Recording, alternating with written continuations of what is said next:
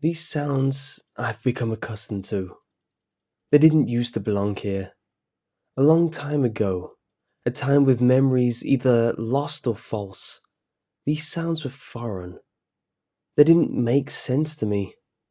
They only came out in the middle of the day. Everybody would be home, the lights on, the radio blaring, my brother and sister yelling at each other. But there was one sound that didn't blend together with the rest.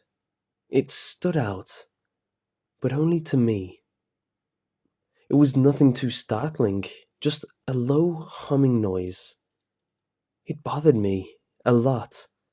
I felt like it penetrated my ears, got into my head. I asked everyone else if they could hear it. Of course, the answer was no. My mother would tell me she would make an appointment to get my ears checked. That satisfied me well enough. After a few hours, I couldn't help but complain again. The noise just wouldn't stop. I turned up the music. That dulled the sound, but I could still hear it slightly. At this point, I couldn't take it any more, so I decided to investigate. I walked around the house, expecting the humming to get louder in one of the rooms. I came to the kitchen. She was standing at the stove, cooking. Immediately, I was relieved. I realized it had been the stove the whole time. She finished cooking soon after and turned off the stove. I was confused and frustrated as the humming persisted. I planned to tell my family as we sat down for dinner. I sat down in my usual place, right beside my mother. The noise was louder than ever now. That's when I caught it. I looked over and I didn't see my mother. There was a white being, I guess you could say, sitting down in the chair next to me. It was hunched over because, from the look of its spine, which you could clearly see, it didn't have a choice.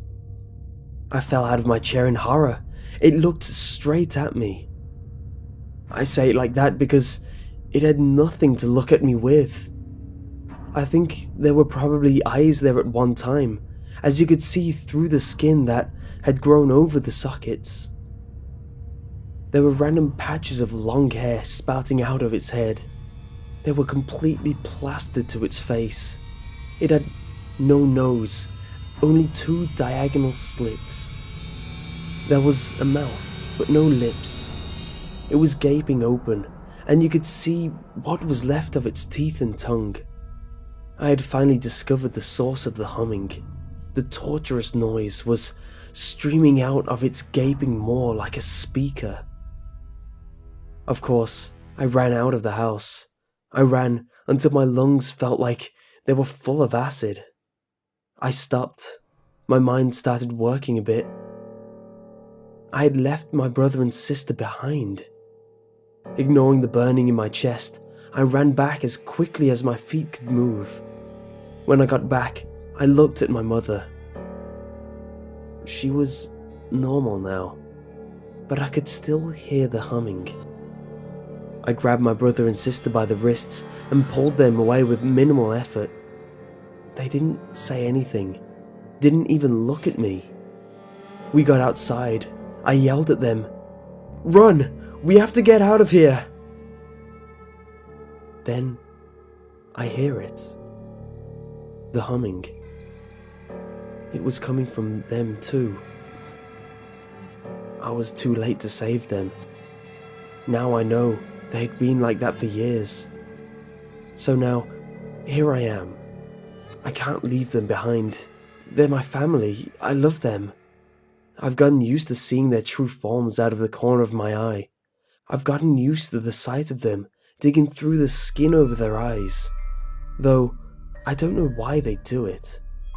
There's never anything there when they finally get it off. I've gotten used to the humming. Now I remember hearing my brother complain about the same thing when he was younger. I wish I had paid more attention. I'm getting paler. My hair is falling out. I can't see anymore.